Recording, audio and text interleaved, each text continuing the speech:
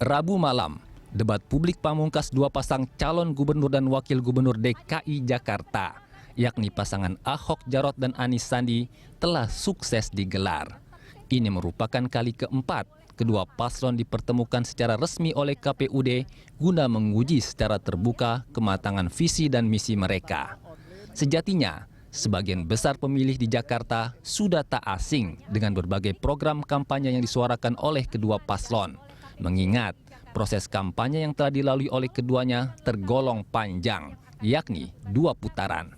Bahkan keduanya juga sudah pernah dihadirkan dalam 3 babak debat publik di putaran pertama lalu guna memaparkan sekaligus beradu visi dan misi.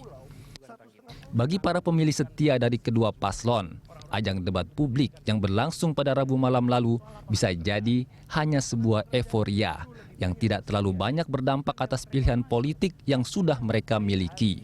Namun, bagi sebagian pemilih yang masih meragukan visi misi dan kapasitas kedua paslon, bisa jadi ajang debat final kemarin merupakan momentum yang cukup berharga untuk menjadi pertimbangan atas pilihan politik mereka di pilkada putaran kedua mendatang. Hasil pilkada DKI putaran pertama lalu menunjukkan bahwa dari 5.564.313 pengguna hak pilih, pasangan Ahok Jarot berhasil mendulang suara terbanyak, yakni 2.364.577 suara atau 42,99%. Sementara di urutan kedua, pasangan Anis Sandi yakni sebanyak 2.197.333 suara atau 39,95%.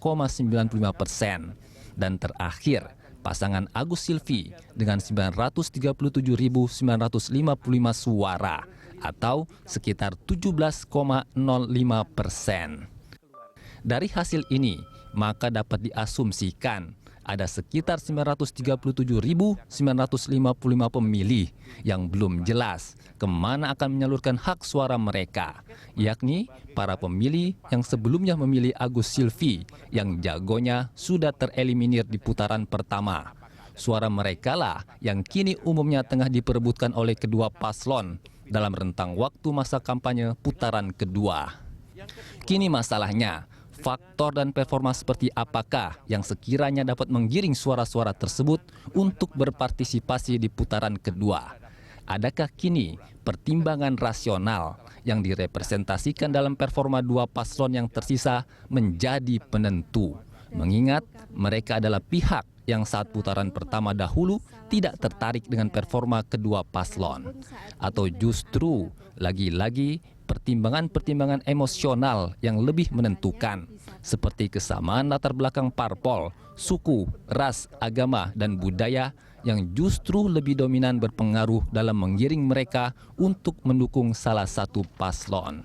Atau bisa jadi tidak kedua-duanya. Entahlah, tak ada seorang pun yang dapat memastikan. Dan yang pasti, biarlah mereka sendiri yang menjawab nanti dari bilik suara TPS pada 19 April mendatang. Langsung kepada paslon 3 harap menanggapi jawab.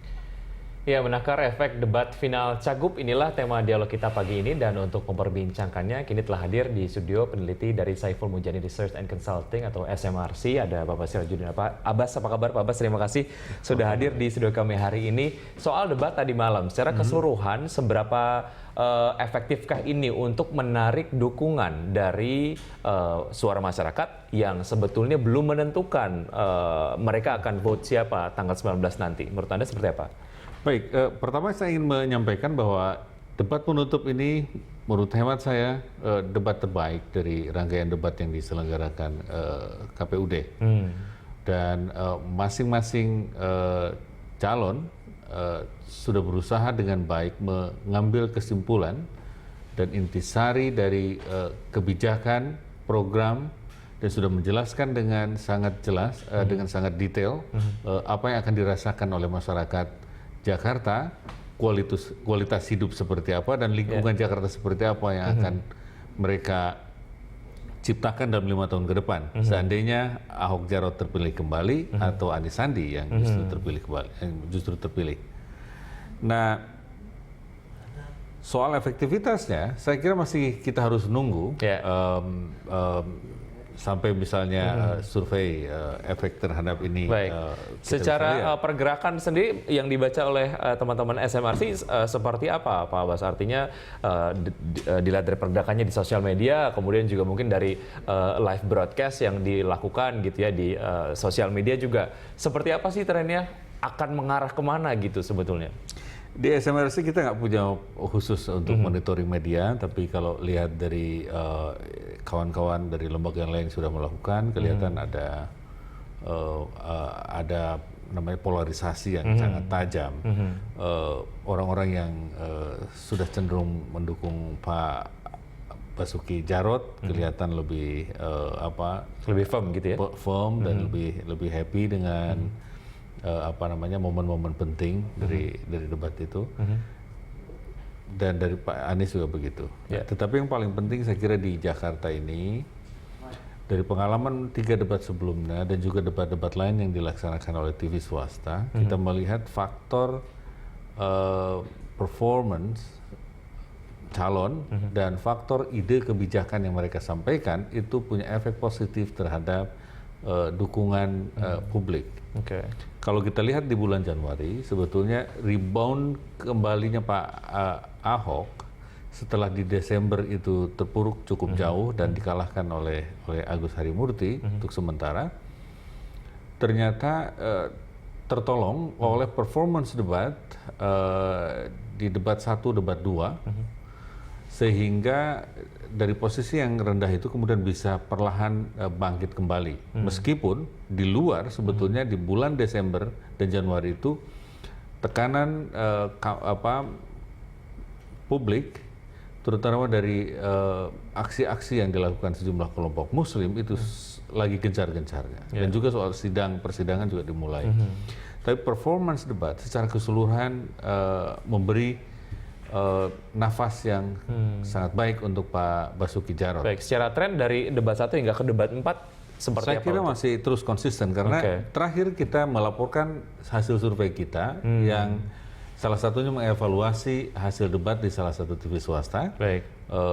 Akhir Maret kemarin itu terlihat betul dari 45% penduduk Jakarta yang menonton acara debat itu, 63%-nya itu menyatakan Pak Basuki Jarot unggul, dan itu tercermin dalam perubahan elektabilitasnya karena semakin meningkat elektabilitas yang dicapai oleh Pak Basuki Jarot, dan itulah salah satu yang menyumbang terhadap peningkatan secara cukup tajam dukungan terhadap Pak Basuki Jarot sekitar 3,1% dalam 3 minggu terakhir, sementara dukungan terhadap Pak Anies Sandi justru menurun sekitar 2,8%, dan itu hanya perubahannya dari pertengahan Maret sampai awal April, gitu, sehingga dari sebelumnya selisih sekitar 6%, sekarang tinggal 1%. Di dalam margin error, secara statistik sebetulnya tidak bisa disimpulkan siapa yang unggul,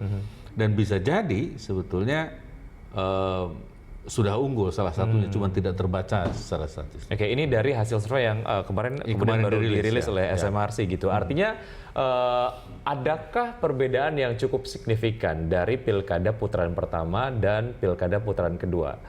Secara kemudian margin errornya di angka yang kemudian tipis ini, Pak Abbas, menurut Anda seperti apa? Ya, saya kira ini gini, kontras dari sisi style leadershipnya, leadership style dari Pak Basuki dan Pak Anies itu sudah dipahami dengan baik.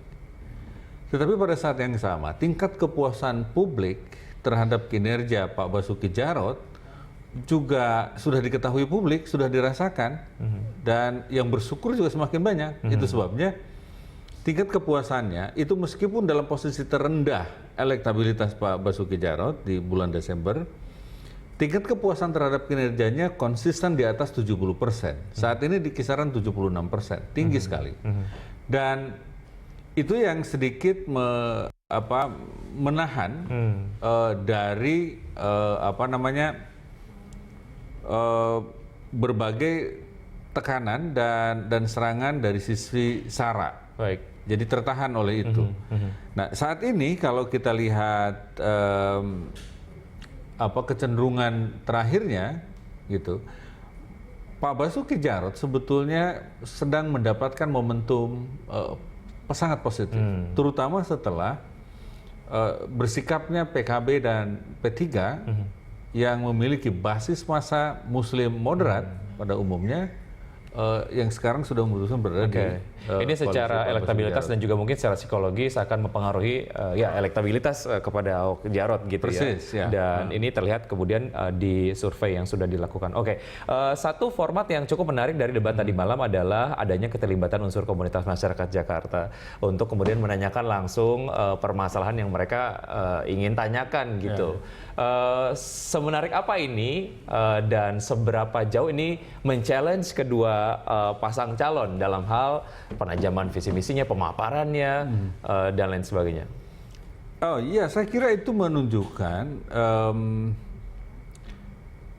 agenda jangka pendek yang harus ditangani langsung oleh siapapun gubernur terpilih nanti terkait dengan kebutuhan dan kebijakan prioritas terkait kelompok-kelompok masyarakat itu.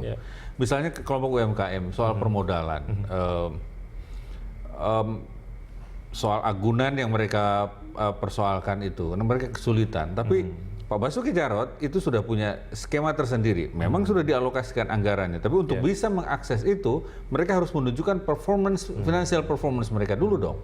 Misalnya harus punya rekening di bank dan bagaimana cash flow-nya harus kelihatan supaya bank bisa punya dasar. Dan itu kemudian menunjukkan bahwa dunia usaha yang profesional ya seperti itu gitu. Persis, sehingga kemudian UMKM dinyatakan bankable oleh bank. Bagaimana dengan program Anies Sandi sendiri terkait dengan hal ini? Kita akan lanjutkan usai jeda, Pak Abbas. Kami akan segera kembali, tetap di Dialog Jurnal Pagi.